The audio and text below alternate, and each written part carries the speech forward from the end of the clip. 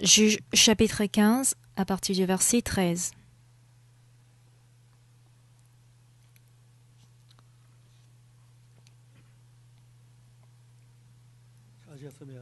Si vous y êtes, je vais lire Juge chapitre 15, à partir du verset 13.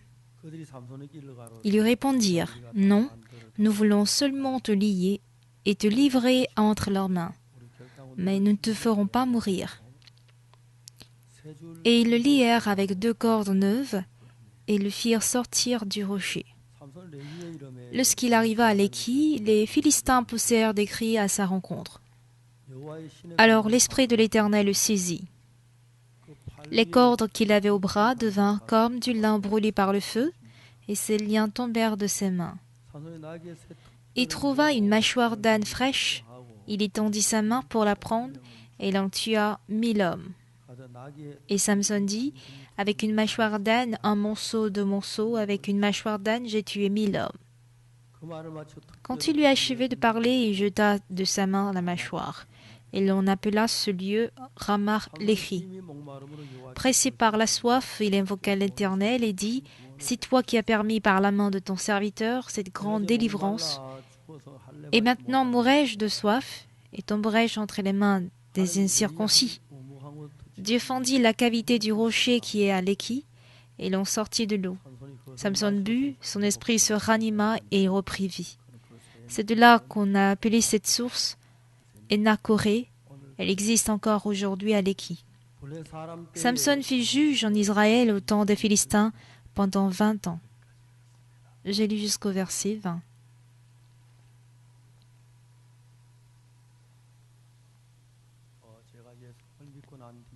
Après que j'ai cru en Jésus, je suis toujours le même moi.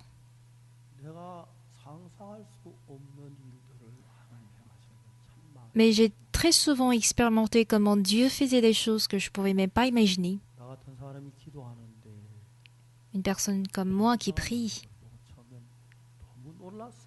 et qu'un malade est guéri. La première fois, j'étais surpris, étonné. Mais qu'un malade est guéri par une prière d'une personne comme moi, on dirait que je rêve.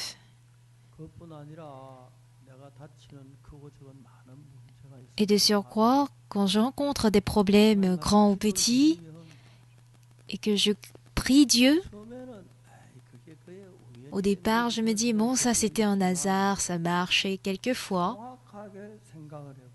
Mais quand j'y réfléchis précisément, je dis non, Dieu est vivant dans ma prière et répond à ma prière.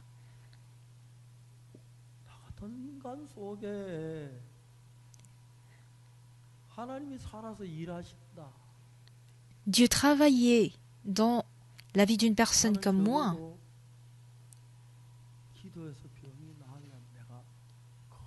Du moins, si un malade guérit à travers ma prière, il faudrait que je sois très juste.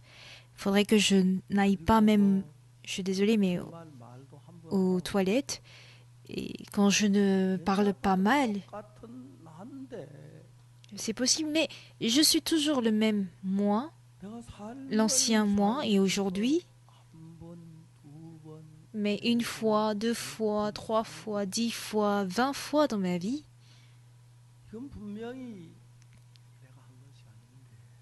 je sais que ce n'est pas moi qui ai fait ça. Je vois clairement Dieu qui le fait, qui agit.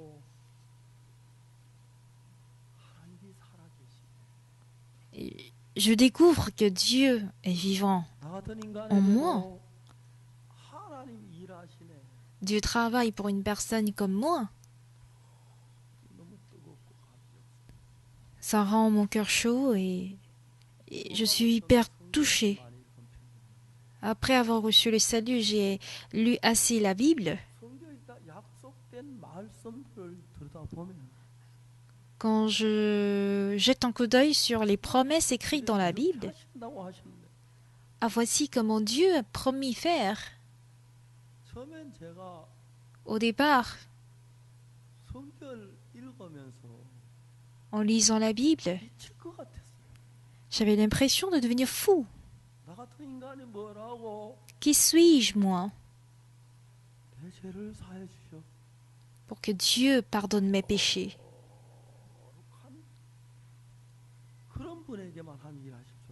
J'ai cru que Dieu pourrait travailler seulement pour une personne sainte. Moi, je suis une personne qui n'est rien du tout. Voici comment Dieu dirigeait mon cœur étape par étape. Et quand j'observe tout ça, je suis très reconnaissant à Dieu.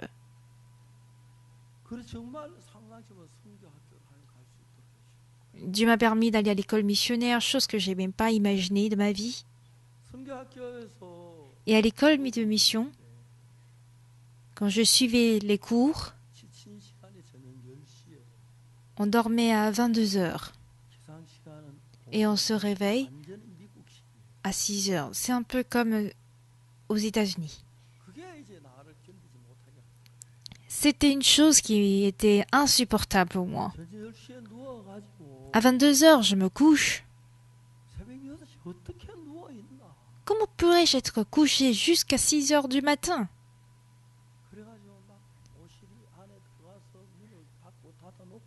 Donc j'entre dans ma chambre, je ferme la porte, je prie. Bon, il n'y a plus de lampe comme aujourd'hui. J'allumais la bougie. Au fait, c'est dangereux de mettre de la bougie, du feu dans la bougie à l'époque parce que l'immeuble n'était pas en fait comme aujourd'hui pour un peu méditer la Bible. Quand les frères donnent leur témoignage quand on mange, ils disent qu'ils ont reçu telle chose parce que Dieu a exaucé leur prière. Je trouvais ça vraiment incroyable. J'avais cette impression d'être parmi, disons, des grandes personnes à l'école de mission. Et au fur et à mesure que je lis la Bible, je ne peux pas m'empêcher d'être loin de la Bible. Pourquoi je ne pouvais pas m'éloigner de la Bible? C'était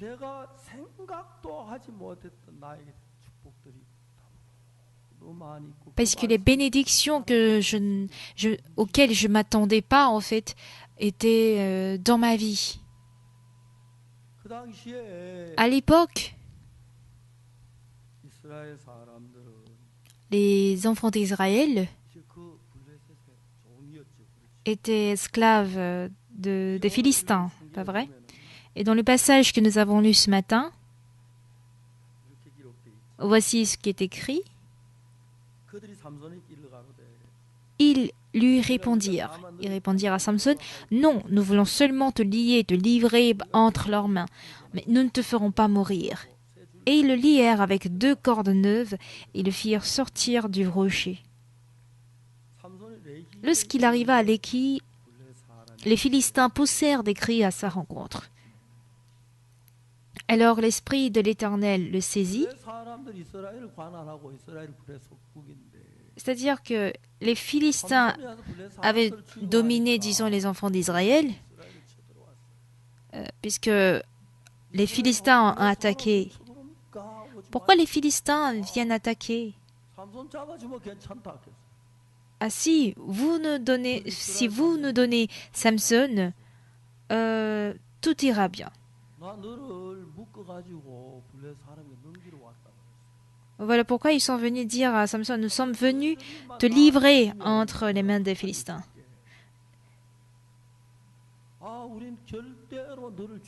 Jamais ils ne te feront mourir. On veut juste te lier avec des cordes pour te livrer aux Philistins. Oui, donc allez-y, faites-le. Et ils l'ont amené vers les Philistins. Les Philistins ont poussé des cris disant « Ah, on n'a qu'à le tuer maintenant parce qu'il est lié aux cordes. »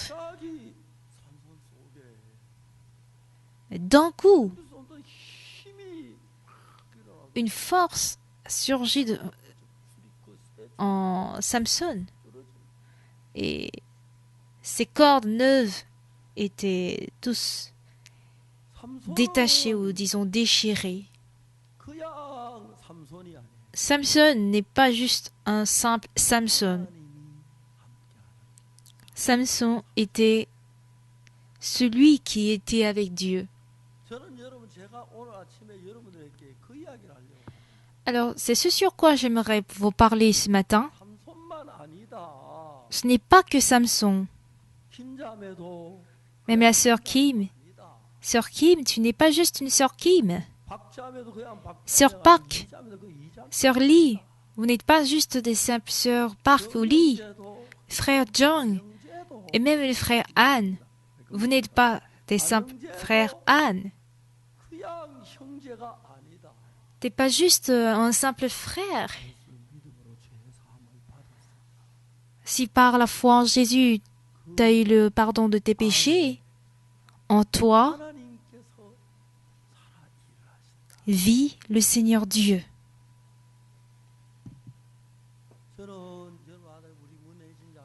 Comme vous le savez très bien, la sœur Moon Hye-jin a eu d'accident depuis 10 ans.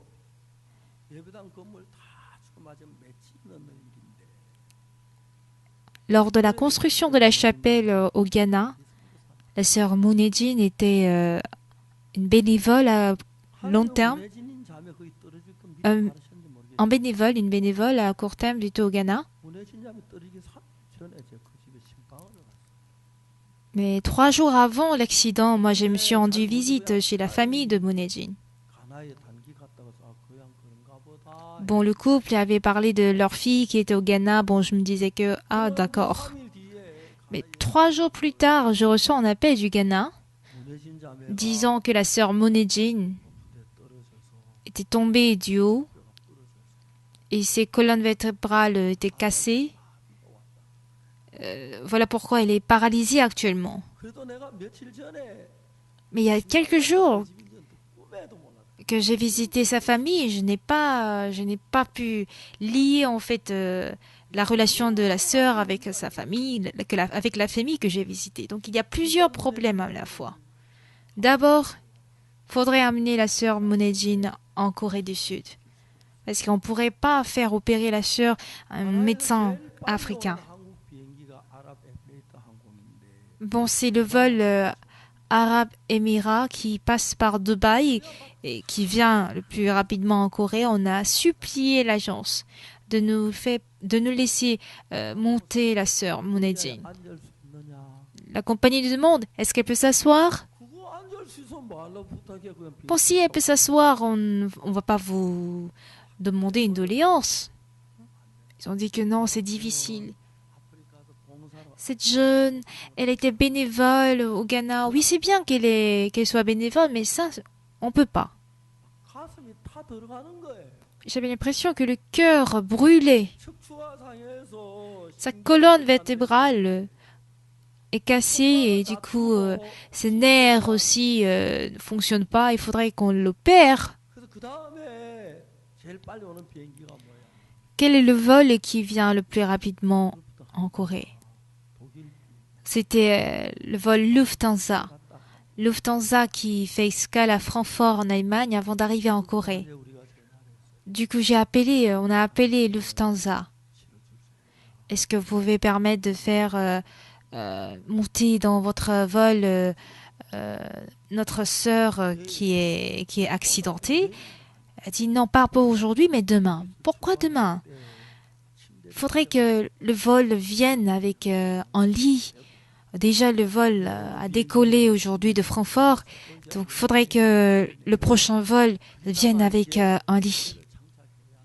Ils doivent installer le lit dans le prochain vol avant d'atterrir au Ghana. Le souci, c'est d'informer le plus rapidement possible les parents de cette étudiante. Mon inquiétude, c'était comment leur expliquer ça. Donc j'ai pris un numéro et j'ai appelé. Et la mère de Moon Hye-jin est arrivée. Vous êtes la mère de Moon Hye-jin? Oui, pasteur. Sœur, je suis désolée. Ah, je ne savais pas que Vous étiez dans la famille que j'avais visitée il y a 2-3 jours et je ne savais pas qu'il s'agissait de votre fille. Hejin est tombée en fait de l'étage et elle s'est fait casser en fait ses colonnes vertébrales, sa première colonne vertébrale. Et dit-on qu'elle ne pourra pas marcher pour toute sa vie. On a essayé de la faire venir le plus rapidement possible par les Émirats, mais ils ont dit non, donc maintenant on veut faire passer par Lufthansa. Bon, je m'inquiétais si jamais sa mère pleure et sanglote devant moi. Mais elle me dit, pasteur, mais tu es mieux que moi, fais comme tu voudras.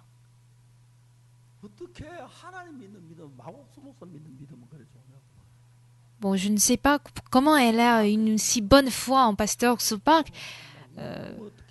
J'étais très reconnaissant en tout cas parce que j'ai cru qu'elle allait pleurer, elle allait s'exploser en larmes. J'ai appelé le missionnaire qui était en Allemagne. Mais il n'était pas à la maison, il était sorti. Après, il m'a dit qu'il est à Göttingen. Mais pasteur, pourquoi tu es à Göttingen? Fallait être à Francfort. Ah, il était en séminaire. Viens immédiatement à Francfort. Tu appelles tous les frères et sœurs. Tu parcours en fait la ville de Francfort pour chercher un hôpital ou une clinique, un centre médical expert en colonne vertébrale. Nous allons envoyer, disons, l'étudiante à Francfort, donc prépare une ambulance à l'aéroport pour l'amener directement dans la salle d'urgence, dans la salle d'opération, afin qu'on puisse lui opérer immédiatement. Voici comment Hejin a eu son intervention chirurgicale. Bon, je n'ai aucune idée de comment ça se passe, mais ils ont terminé l'intervention chirurgicale à partir de son dos. Et j'ai cru que c'était tout, mais arrivé en Corée, ils le font de la poitrine. Mais ils étaient vraiment atroces, toutes ces explications du médecin. Ils disent qu'ils prennent des scies pour casser les colonnes. Bon, il n'y a pas de termes beaucoup plus, disons, plus belles que ça. Au lieu de parler directement, on dirait que les médecins doivent apprendre un peu la littérature quand même. Donc j'avais les frissons en suivant toutes ces explications. Mais heureusement, après ces opérations, sans couper, disons, ces colonnes vertébrales, ils ont pu faire l'opération et ce médecin, il était vraiment gentil. J'ai envoyé la mère de Hejin. Et après l'opération, elle a pu s'asseoir et a pris le vol pour venir en Corée du Sud. Arrivé en Corée du Sud, on l'a hospitalisée au CHU Hanyang et j'ai couru immédiatement chez elle. J'ai essayé de toucher en fait son pied. Ses deux pieds sont pareils, mais juste parce que elle ne sent plus rien sur un de ses pieds, ce pied est devenu inutile. Je me suis posé plus de 100 fois cette question. Seigneur,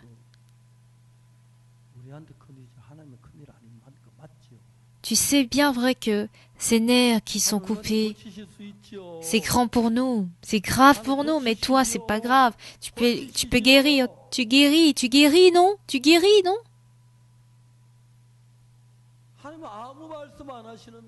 Le Seigneur ne disait rien, mais dans la Bible, il est écrit que tout se fera selon ta foi. Quand on traverse ce genre de choses, ce qui est vraiment incroyable, c'est quoi?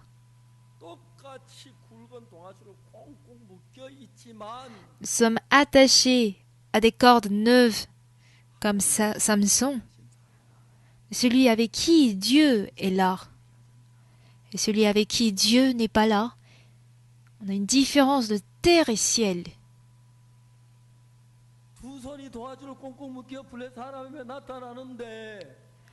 On attache en fait Samson à des cordes neuves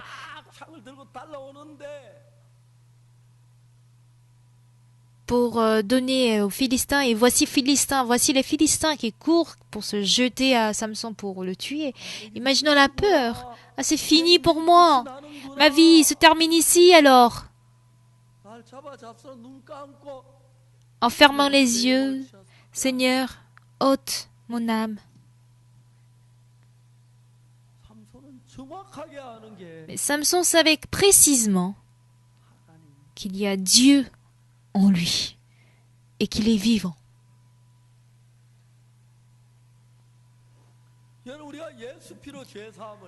Bien-aimés, quand nous sommes sauvés par le sang de Jésus-Christ, qu'on l'ait reçu pendant la nuit ou pendant la journée, que vous l'ayez reçu dans la chambre, je suis désolée, même si vous le recevez même dans les toilettes, du moment où vous avez reçu le salut, l'amour de Jésus-Christ entre en moi. Le cœur comme quand le sang de Jésus-Christ a pardonné mes péchés entre en moi. Et la parole de Jésus-Christ entre en moi. Et cette parole se met à s'installer dans mon cœur.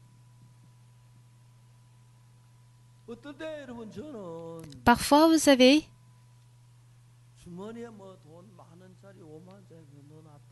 je mets un billet de $10 ou $20 dans ma poche et après, j'oublie même qu'il y avait ce billet dans ma poche.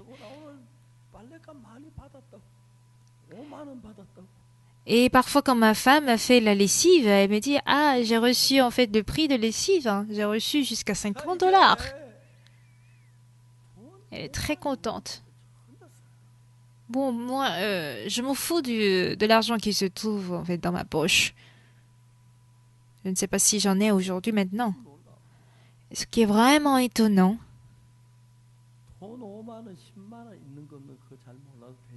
bon, je peux oublier qu'il y ait $100 dans ma poche. Bon, s'il y a $100, on n'oublie pas. Mais très souvent, on oublie Jésus qui est en nous, n'est-ce pas?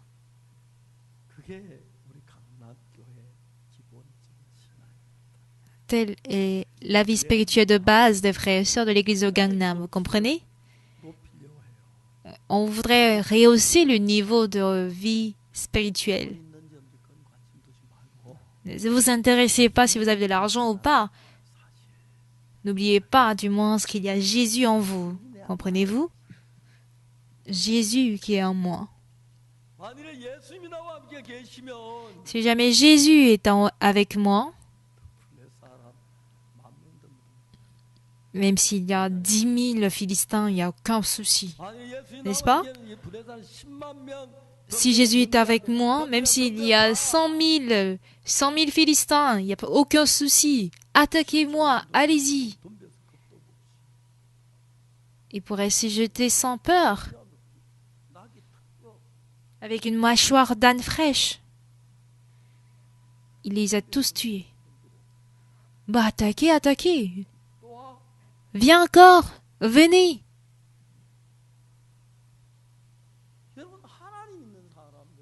Bien-aimé, celui qui a vraiment Dieu, Dieu fait des choses semblables à Dieu et non semblables à l'homme. Chose que l'homme ne peut faire. Dieu ne fait pas de sorte qu'il nous donne autant de pouvoir pour travailler en nous. Il nous donne un petit pouvoir pour qu'on garde que Dieu, de sorte que quand je ne peux pas faire avec ma force, que je puisse me reposer sur Dieu, car Dieu est avec nous. Voilà pourquoi Samson, avant que les Philistins ne viennent se jeter à lui, il sait qu'il n'y a aucun souci s'il y a Dieu avec lui. Mais le voilà qu'il est lié. Ses deux mains sont liées. Mais on voit des gens se jeter à Samson. Dans ce cas, qu'est-ce qui se passe? Qu'est-ce que Dieu lui dit? Ah, c'est le moment où je travaille. Samson, reste tranquille. C'est à mon tour de travailler. Bien-aimé, tant que Dieu demeure en nous, nous traversons tant de situations où, par nos efforts, par notre zèle, ça marche pas. Parce que ça marche pas justement avec ma propre force. Il faut que je me repose sur Dieu. Il faudrait aussi voir Dieu travailler, Dieu agir. Et voici comment je fais, j'avance, en fait, pas à pas, et que je fais grandir ma foi. Un jour, la sœur Mouniodine m'a envoyé la photo où elle nageait. Selon l'ancien Wang, au départ, en fait, elle ne pouvait pas du tout bouger ses pieds, mais il a vu clairement une force jaillir à partir de ses pieds. C'était vraiment merveilleux. Vous voyez bien ses pieds bouger, non? Oui, elle a la force dans ses pieds. Alors ça veut dire que les pieds sont déjà guéris. C'est juste une question de temps. Souvent, quand on allume la télé, on regarde les Jeux Olympiques. On voit même pas les joueurs de golf jouer ou bien de footballeurs. On regarde la sœur Mounedine nager. Et je l'ai vue ce matin aussi plusieurs fois. Ça, c'est pas parce qu'un joueur de Jeux Olympiques a bien fait. Ça, c'est Dieu, purement Dieu qui fait.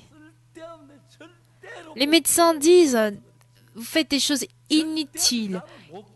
Elle ne pourra jamais marcher, jamais marcher. Ses nerfs sont tous rompus. Elle ne pourrait marcher. Arrêtez de faire des inutiles. Arrêtez de faire des choses inutiles. Apprenez simplement à vivre en étant assis. Mais Mounedine croit plus en Dieu qu'en la parole de l'homme, n'est-ce pas? Alors nous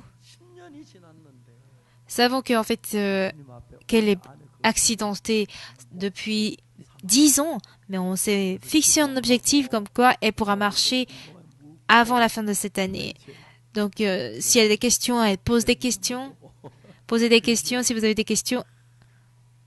Et regardez aussi par la télé, regardez par la télé comment la sœur nage, alors que sa colonne vertébrale numéro 1 était cassée et que ses nerfs aussi sont tous rompus. Nous sommes en train de voir comment la parole de Dieu agit.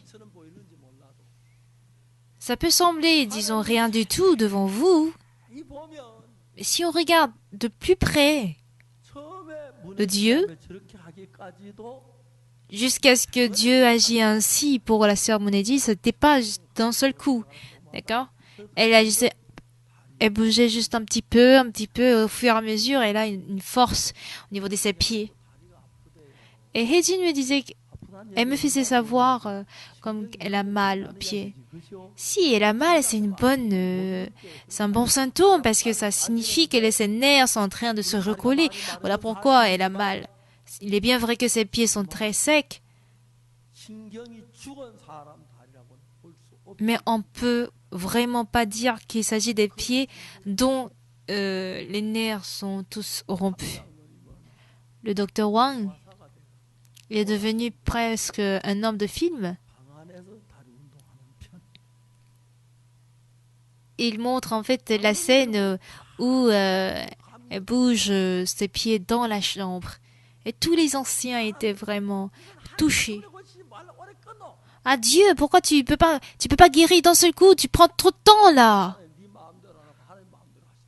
Dieu dit, moi je fais comme je veux et non comme tu veux. Ok Dieu, fais comme tu veux. Pas comme je veux, fais comme tu veux. Ce qui est sûr, après que nous avions reçu le pardon de péché par le sang de Jésus-Christ, on est devenu un avec Dieu comme quoi on est devenu juste.